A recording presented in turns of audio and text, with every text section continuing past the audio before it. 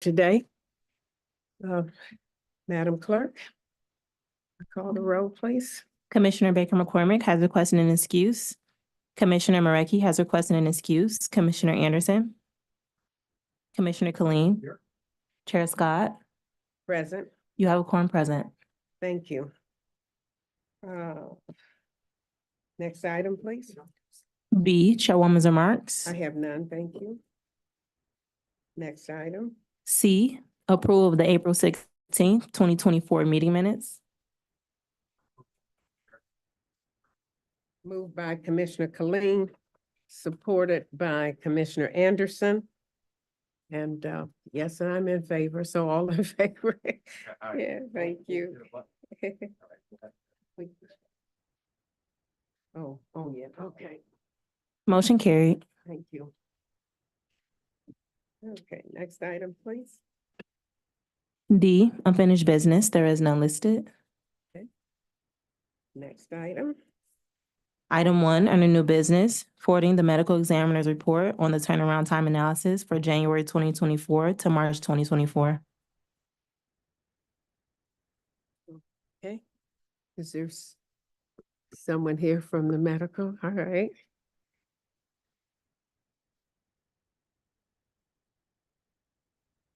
Hello, how are you? Charlie Hi, Rose. how are you? I'm good. Thank Charlie you. Rose, the Division Director of the MEO office.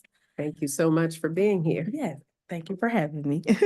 So January till March, so during that 91-day period, we had 4,200 decisions that were reported to MEO office, and we accepted 707 of those cases. 478 were full autopsies, 200 were inspections, and 29 were limited autopsies. Also during that period, we had 349 cases that were submitted for histology with a turnaround time of an average of 6 days. Of that, the final cause of death and amendments, a total of 707 decedents that we brought in through that 91-day period of time. 415 of those cases with the final issuing of cause of death within 14 days. The next set of those were, the 495 were pending, and that turnaround time took about 30 days. Last but not least, the one that's most important, through that 91-day period, we had 3,243 cremation requests. And of those requests, we turned that around in about an 8-hour period. Very good. Thank you. Thank you for your report. You always have a great report. Oh, thank you. I appreciate that. Thank you. Is there any questions? Commissioner Killeen? Mhm. I was just doing the math in the middle of it. Mhm. 0.064 on the cremation permits. Mhm. 0.064 days to get them back. That sounds like less than a half hour. Correct, yes. Yeah, okay.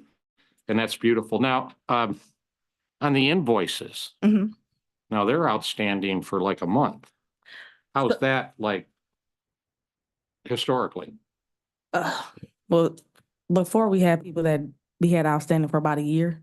Mhm. But it has gotten a lot better. We sent out letters, I think that was last year, and created a process, and it has gotten extremely better since then. And we're still in the works of creating the electronic payments. Okay. Yes. And I know you have other stats besides these. Yep. These are the ones we see. Yep. So, I think last year we agreed to do it annually. Okay, You want to still do it annually, or? if that's what we agreed to. Okay. Yeah, one of the things that we've had over there over time Mhm. is not being able to identify bodies. Okay. And some of the discussions we've had is that the police don't necessarily have an ID for a person. Okay. I forget the other circumstances in which it was difficult to ID somebody. Mm-hmm. Right, you're remembering this, Gwen, right? So how many bodies do we have over there that haven't been I identified? don't have a confirmed number, but we do have the unclaimed and unidentified website database. Yep. Yeah, Where you can go in there where they have unique identifiers. So maybe a person had a tattoo on their left shoulder that said something, and we use that with, the take pictures and stuff. So that is should that part help. of your annual report? Will I see it there? How many Yes. we've had? Yep. Okay. I'll wait on that. When is that report due? So that's not until the end of the year. That's calendar year we're doing Yes. that? Yep. Okay.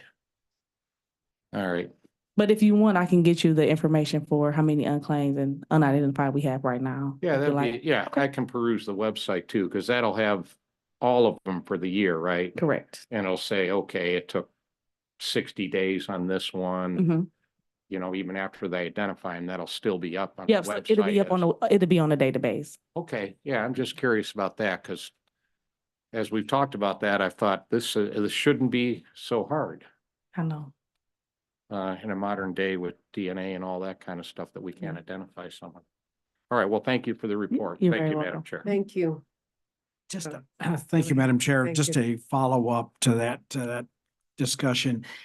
When does how does someone, say if someone has a missing relative, and they want to go on the site, how would they go on that site? Is it the Wayne County Medical Examiner's Office? Yep, so right now you have to go on Wayne County website and go through the HHVS, and then when you get to MEO, and when you scroll down, it says it on there. You have the unclaimed, unidentified database.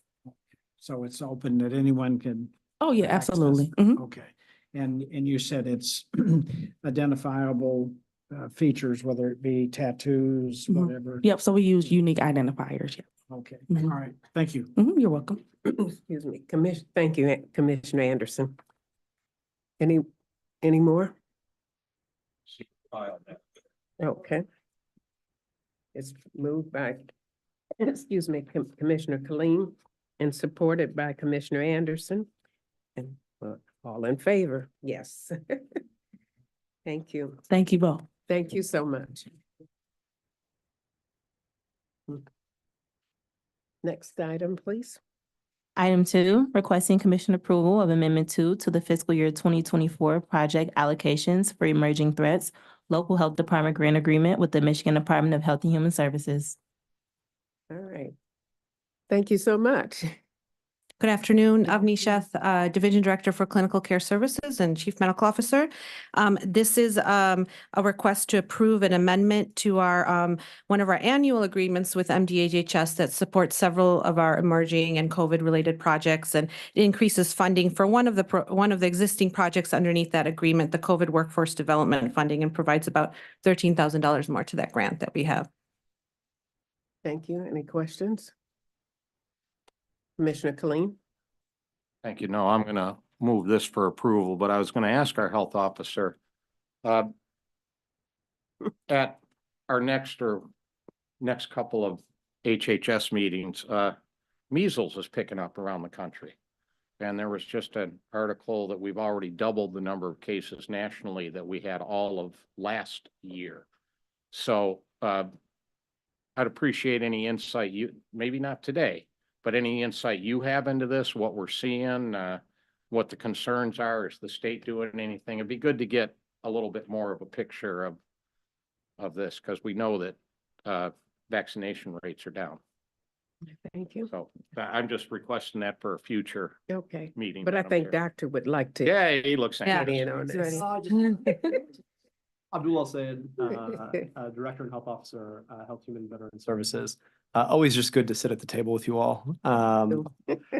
Just a general overview.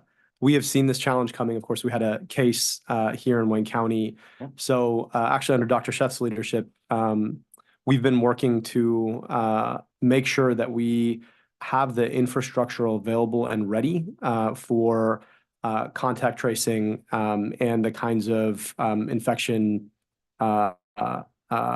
management that that measles unfortunately requires. Just to give you all a sense of the challenge here, folks usually don't get the telltale measles rash until about 4 days after they've already been infectious. So you can imagine they're out there with a general but non-specific set of symptoms. And then all of a sudden they get that rash and now they're a measles case. And that means that they may have been out and about in a number of different locations. And so the infrastructure required to conduct a full contact tracing investigation is substantially higher than it would have been for something like COVID, right? And so we have been working hard and diligently to make sure that we're ready to go. The state has also made some very limited funds available and is working with us and others to make sure that the support for the infrastructure that we need is necessary. Dr. Seth, you want to build on that? Yeah, and I would just add to that is that, we know that it is extremely, very highly contagious. So about 9 out of 10 folks that are unvaccinated or not immune will develop measles. And so we are very much, though it's highly contagious, it is very preventable through vaccination. So in addition to what Dr. El-Sayed laid out, we are very much focused on trying to work on those vaccination rates that have declined over time and a little bit more during COVID-19 pandemic, and really engage those communities with lower vaccination rates, go into schools to really get as many kids up to date as possible. So are you putting out any press releases or anything encouraging those that are not vaccinated to become vaccinated? We have, our partners at the state have, and the unfortunate thing about the measles vaccination rate is state policy several decades ago made it a lot easier for folks to forego their measles vaccination. And, while of course we offer it and we recommend it, a lot of what's keeping people from getting that vaccine isn't that they don't know that they should. It's often that they've chosen actively not to. And so we're obviously doing what we can on that problem, but it is a very large society-wide and unfortunately more difficult to take on challenge since the pandemic and the politicization of vaccinations. So we are reaching out, but really this is going to require probably a change in state policy to make it just harder to forego getting a vaccine that is fundamentally critical. Thank you, Commissioner Killeen. Yeah, thank you, Madam Chair. We kind of did this off the top of our heads here today. That's why I was recommending that maybe people take a little time. And I think me personally, Madam Chair, I'd like to see it remain here for a little while because of the virulence of this. And it's just like endangered species. Once they get here, they're here. You can't get rid of them. And so the danger this presents, including state policies that have played into this. So I'd kind of like to get updates, like if MDHHS starts throwing a few more dollars at this or whatever. But I also think the commission can also amplify the, hey, this is serious business out here. And, vaccinations and that sort of thing, I think we can also be speaking to the public out there. So I'd like to see it in the future here too, because we're going to get more. We will. We're going to get more. How many more?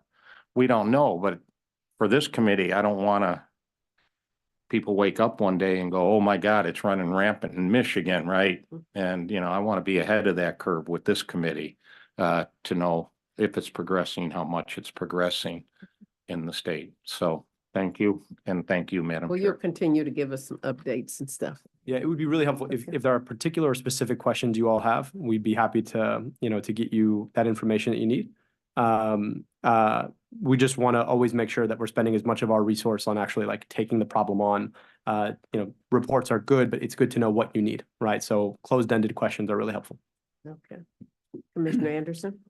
To that point, I did want to ask you, Doctor, if you could tell us if you have something available that we could also share with people, like on our newsletters and that, about this particular problem with measles. And I'm sure it's getting around on the media some, but I think when we point out that it's close to home, maybe it'll increase the urgency for those folks to get their children vaccinated. Yeah, we can provide you with something. If you do that, that would be great. We'd be able to help get the word out. I think commissioners would. Also on another matter, I Sure. just wanted to ask you if you could stick around a little bit after we finish here. I have a contact, someone that is, she's just receiving her PhD in epidemiology, and nutritional sciences. And I thought you might be able to tell me whether or not you're looking for anybody like that, because she's graduating from University of Michigan, I think tomorrow or Thursday. Congrats. And- Yeah, please. And I'll pass it along to you. Thank you. Thank you. Thank you, Madam Okay. Chair. All right, thank you both. Thank you. Motion. Oh, I'm sorry.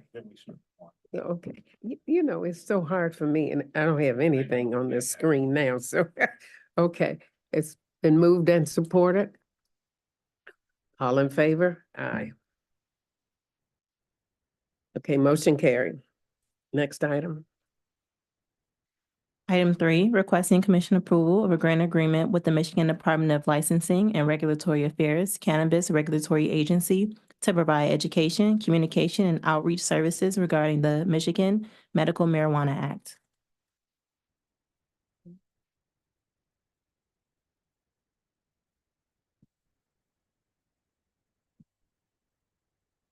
Hi, good afternoon. Good afternoon. Sorry. Okay. There we go. My name is Brianna Osorio, and I am the interim public health director for Wayne County. And so I'm just talking on behalf of our public health division regarding commission approval for the agreement between the grant between Wayne County and Alara for the amount of $617,275. And this is for providing education, communication, and outreach services regarding the Medical Marijuana Act. And the term of the agreement is from January 1st to September 15th. Thank you. Any questions? Commissioner Kleen? Thank you, Madam Chair. Your name once again, ma'am? Brianna Osorio? You're the interim? Yes, I am the interim public health director. I was the assistant director and recently just interim director. Is that different than public health officer? Yes. I do have a question after this, but I was Oh, like, that's that okay. threw me off. Abdul Al-Sayed, Director, Health Officer, Department of Health, Human and Veteran Services. So, as our department has 6 operating divisions, and public health is one of those operating divisions, and Ms. Osorio is our interim public health division director. Okay. The health officer is a title that is instantiated in state law. Right. And the health officer title is one that doesn't necessarily come with any one role. I am the health officer for the county. Right. And a lot of our work is promulgated through the department. So So I just work wanted to directly get, with. I got a little Osorio. handle on what health director means now. Sounds like we need an org chart for the new department. Yeah, we'd be happy to supply one. That would be great. So what do we do? How do we educate? What's our educational thing here around marijuana in the state? We do with this money. So we provide, we have the blunt facts. So we basically provide facts and education around the health of around marijuana and just providing education for any use on the medical marijuana side for it as well. So just providing that background to anybody who is basically eligible for those type of services.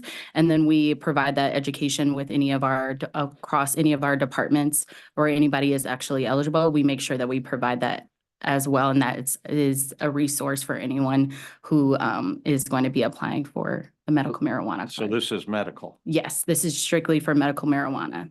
and there are businesses that Yes. do just medical? I believe there are some that just do medical, but a lot of our dispensaries have both recreational and medical marijuana, there- but we only supply for the medical. There information available at the point of sale, should I say, for people to understand medical marijuana? Well, I mean, how do people that are going to use, how do they run across this information? So I know we have some of that educational on our website, and then we also do outreach events that we're actually providing some resources regarding the medical marijuana use. So I'm not sure about the public on the If- sale. If I Sorry. may, so the program is, Commissioner, you've been around government for a minute now, so, 2 or 3 even. just a couple minutes. And what tends to happen is you pass a set of statutes, or the state passes a set of Right. statutes. Along with some funding comes with, and then these don't necessarily get updated after other statutes pass that would otherwise make them somewhat moot.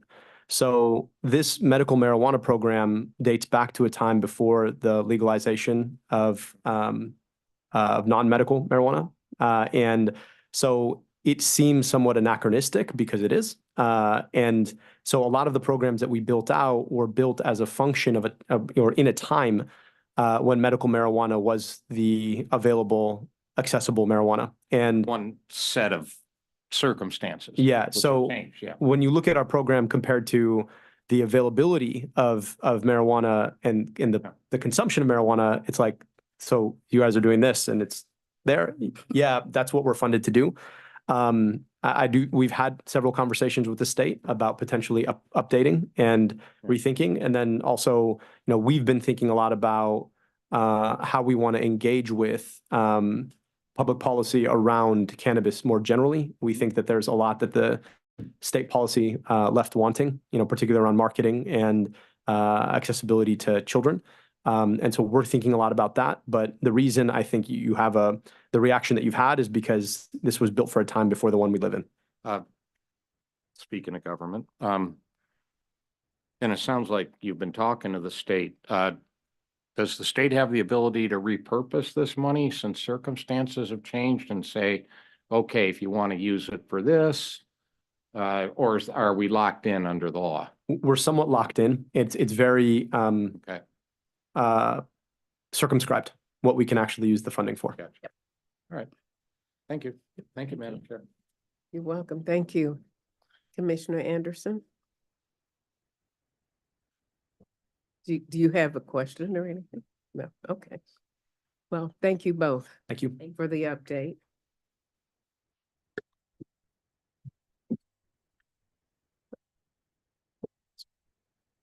Wish I had another so I can, okay.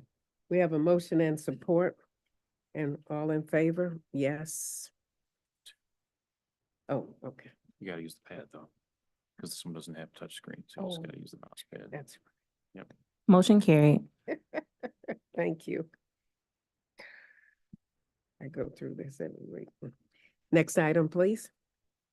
Item 4, requesting commission approval of retroactive amendment 1 to a comparable source professional services contract with Team Mental Health Services, DBA Team Wellness Center, to continue providing therapeutic services for post-educated use as they await a court order for long-term residential treatment. Thank you. Thank you so much. Good morning, Good morning. Good afternoon, Madam Chair. Melissa Fernandez, Director of Juvenile and Youth Services. This is a request for approval of a retro contract with Team Wellness Center that extends the term of the contract to September 2024. There's no increase in the contract amount. Team Wellness has been providing therapeutic intervention for young people at JDF. We've engaged in a contract with them to provide the intervention for youth that were languishing at JDF, waiting for a long-term treatment bed. The contract is retroactive. We were really hoping we were out of our temporary place and in our CJC. And so since we're still there, we are requesting to extend it so that it could get us over the move to the new CJC. Thank you. Any questions? Thank you, Madam Chair. Just, have you been given any timeline of when you expect to be able to move into CJC Yes, mid-July. in July? We're pretty confident of that All right, thank you. and excited. Right. Madam Chair. Commissioner Kling? Yeah, that's why my little computer thing is No. getting back up. Thank you. An 8 months extension. Right. What's the purpose to that? We usually, we have a year extension or whatever. And So- this seems to coincide with the end of the fiscal year somewhat. So Sure. why 8 months? Sure. So they're providing the therapeutic intervention, as I stated, with individual and group therapy. We'll be moved out budget by July. That'll carry them over. But what we're doing now with our new budget is we've actually created a clinical department in our JDF. So are hiring and onboarding an entire clinical department with master's level clinicians. Every youth that comes in the front door at JDF will now be assigned a therapist and participate in individual and family and group therapy starting in October, we're hoping, with our new budget. So what we'll do is we'll change the narrative for JDF from becoming a stabilization institution to an institution of rehabilitation.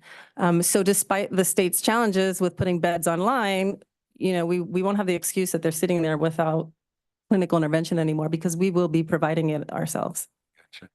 Thank you. Um, Commissioner Kling? Yeah, thank you, Madam Chair. And of course, that means a new facility when we get to the end of this. And it sounds like you're already gearing up for that. We are. And so you have a little bit different of an approach going into the new facility. Correct. And I think, Madam Chair, it'd be good to kind of get in the next month or two, before that's open, like, okay, how are we gonna, just go through soup to nuts. How many kids, what kind of services, right? How is it gonna be different? Do we need more people? Do we need fewer people? Right? Because we also have that other contract on the agenda today. And I don't know if that's gonna go beyond the current facility into the next one. No, we'd be happy to do that and Yeah. to present how we're beefing up our services and our clinical. Yeah, because plan. I think us having a good understanding at the commission will just make things a lot better. So, but I'll Understood. move this for approval, Madam Chair. Okay, it's been moved by Commissioner Kling, supported by Commissioner Anderson. And yes, we're all in favor.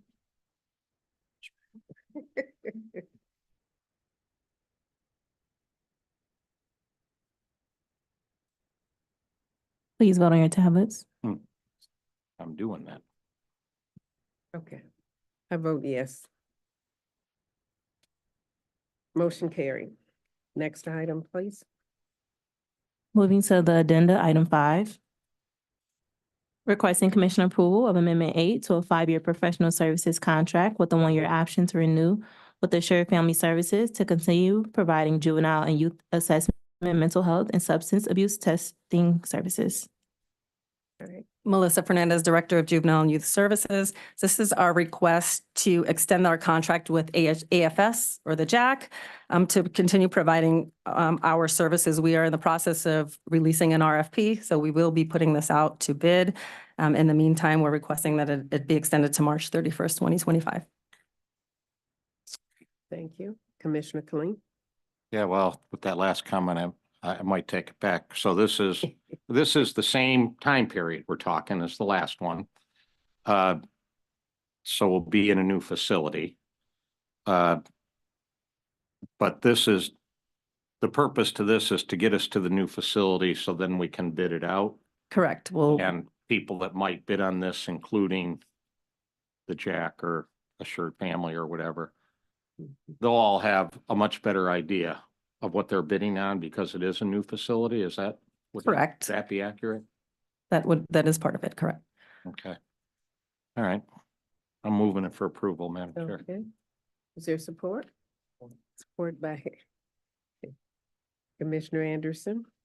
And I vote all in favor? Aye. Aye. Buttons, aye, whatever. Motion carried. Next item, please. Item 6, requesting commission approval of Amendment 3 to a 180-day professional services contract with New Image Protective Services LLC to continue providing emergency staffing services for the juvenile detention facility. Thank you. Good afternoon, Melissa Fernandez, Director of Juvenile and Youth Services. Good afternoon, Mac McGee, Division Director and Chief Administrator for Wayne County Juvenile Detention Facility. All right, thank you both for being here. This is our request for approval to amend our contract with New Image Protective Services, which has been providing staff augmentation to the Juvenile Detention Center. The term of the contract is the same. It is till September 30th, we are requesting to add an additional 7 million to the contract, increasing the amount of the contract. Okay, any questions? Oh. We'll have our attorney Felicia. Through the chair to this honorable body, so commissioners should be aware, when we initially received this contract request, it was to add an additional 3.5 million. And then it was determined that they needed 7 million. So if the department could explain why, there's such a large, I would say, increase in the contract cost and why you needed that much money to get through, I believe it's September of 2024, and what's your monthly burn rate as far as staffing and the cost for this contract for the jail? Yes. So yes, the original amendment was for 3.5 million, and we felt we'd combine that and add the 7 million instead of coming right back for an additional 4 million to add to that contract. New Image currently is monthly billing of about 350 to 400,000 a month for the staffing that they're providing to us. We are continuing to roll over staff. We have had 20 staff onboarded to Wayne County from New Image. We are in the process of rolling over an additional 20. We also have a plan between now and September to roll over the additional 40 staff so that we have 60 onboarded before the end of the contract. However, due to our best estimate, we estimated that we need that much in order to pay our invoices that were outstanding and get us through the end of the year based on the monthly burn rate. Attorney Felicia.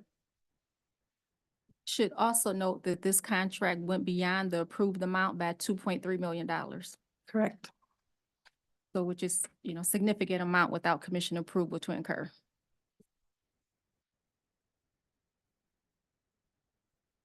Commissioner Clean. Oh, yeah. Put my hand up. Thank you, Madam Chair. Just pondering that last comment, how did it get to where the commission wasn't notified that either to council or to the department that we're a couple million over on this contract, that we're spending beyond the limit of the contract? How does that happen? I honestly don't have a response right now for that question. We had to continue staffing the institution and the facility in order to prevent going back to where we were with kids. Oh, I'm not being locked disagreeing out. with that, Mhm. right? The Commission Council, do you have any insight into that? That is a question for the department. I can't answer Yep. that one. So that'd be great. Not today, I don't want people to be scurrying and calling people, get down here, just people take, considered, how did this happen and report back to us. And we are hiring into county positions, a number of these folks. That is correct. Okay, and how has this been going over there? As I've kind of followed this in the paper, some of the, real excitement that gets the newspaper's attention had to do with Michigan DHHS staff that was down here, not our staff. So how are things different over there since we started this program to be these number of folks? How's the JDF different today because of that? Talk about it? Or Sure, I would talk about that. Thank you. So I've been on board, I think May 6th, it'll be 6 months. And so we've made some progress. We leveled off. We've increased our staffing levels, but we've also increased our administrative presence. We do something we call Administrator on Duty that provides administrative support in the evenings and overnight. So the level of incidents have decreased over time. And we're really we've met our staffing needs. And so we're working now with New Image to start to ramp down. Matter of fact, a month ago, we stopped their onboarding process. So as of April 8th, they were no longer recruiting and onboarding because we're getting our numbers in place. So things have improved. Of course, this is a marathon and not a sprint, Right. But we have made some progress. Okay. Do you think just more eyeballs on our residents is one thing that's making a difference? Oh, absolutely. Absolutely. Yeah, I would imagine it would. Okay, Okay, our attorney thank would you. like to weigh in on this. Yeah. Felicia. And I don't know if it's I don't, oh, it is on the agenda that the chairwoman did approve, $1 million Exigent. of the 7 for exigent approval last week, due to the the amount of the outstanding invoices. That was it. Okay. Yeah. That was it. All right. So we do have the exigent approval for the Yes, a present million, amount or the amount that they're asking for now? just $1 million. So Just- only $1 million was, granted. Yeah. I believe that a check was cut last week to help pay for, some of the outstanding 2.3 million that's owed. But, the other 6 million, it still needs to be approved. So right now, this is ratifying the $1 million exigent approval and approving an additional $6 million for the contract for a total of 7 million. Okay. All right. Thank you. Commissioner Anderson? Make a motion. Okay. All right. Thank you both. Thanks for Thank the you. update. We have a Been motion by moved and Commissioner supported, Anderson. and I vote yes. Yeah, we're. Okay. All right. Motion carried. Motion carried. Next item, please. Item 7, requesting commission approval of Amendment 1 to a fiscal year 2024 Local Health Department Comprehensive Grant with the Michigan Department of Health and Human Services. Okay, does anyone want to speak on this?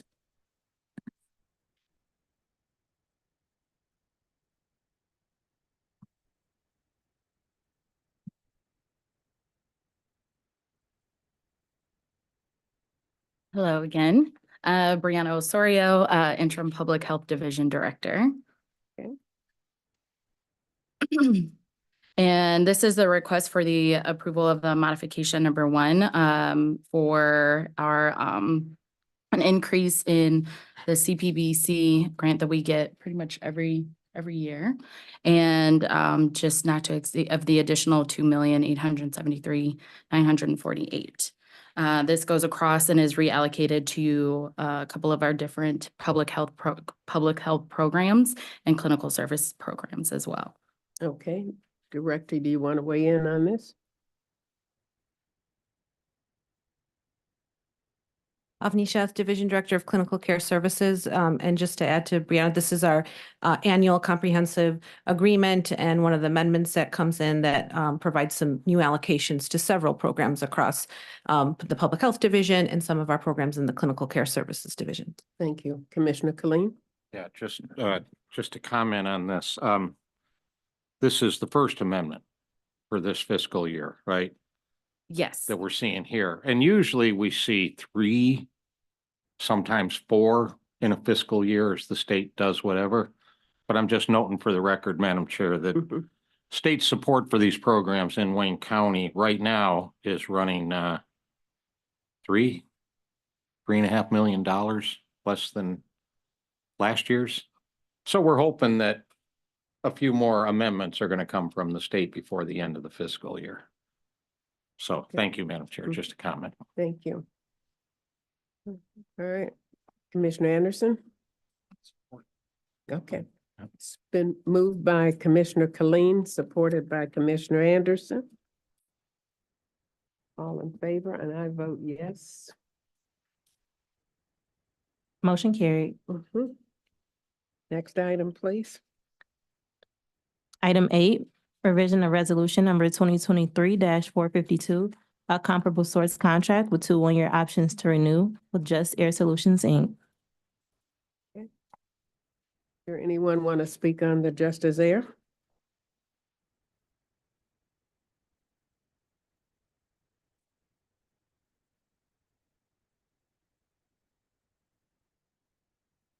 Thank you, Doctor. Dr. Abdul Al Sayed, Director, Health Officer, Health, Human, Veteran Services. So this is just a procedural. We, upon audit of the post-ARPA funding, our auditors informed us that rather than segregate funds to the department, they wanted one general post-ARPA funds unit, which means that we need to change the business unit numbers. And that's all we're doing here, which is requesting to change the numbers on the contract. Okay. Thank you, Commissioner Khalil. When are we gonna start seeing data? It's already up. We are going to have, actually, all 100 air monitors are operational as of today. And so those are up and they're collecting data. What we will definitely do is send you a link to be able to see the dashboard and Is this on Just Air's yes, website? yeah, and it's a specific link just for us.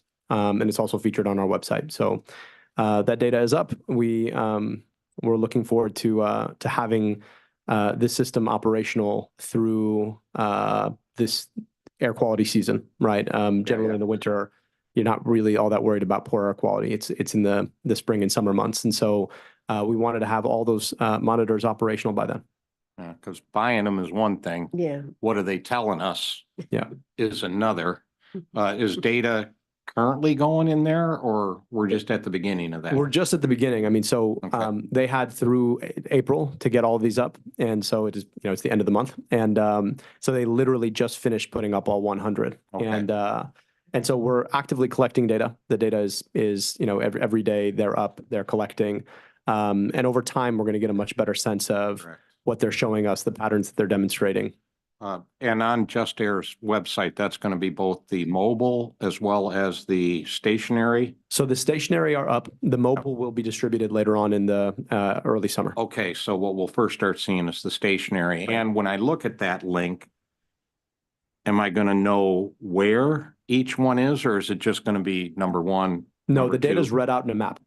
So It's you on a literally map. can take a look and each of the units is color coded according to AQI. And so you can literally look at a map and you can get a sense in real time Okay, about the quality of air in that community across Wayne County. love to have that link. Yep. Yeah, We'll send it to thank you. you. Thank you, Madam Chair. Thank you, Commissioner Anderson. Yes, question. Okay, all right. Okay. So it's been moved. Okay, it's been moved and supported. And I vote yes. Motion carried. Thank you. Next item, please. F, such other matters as may be properly submitted before the committee. I have none. Is there next item? G, public comments. Do you have anyone online? No one on Zoom. Okay, no on Zoom. All right, thank you. Anyone in the audience wishes to make a comment? Anyone in the audience wish to make a comment? No? Thank you. Thank you all for coming. And next item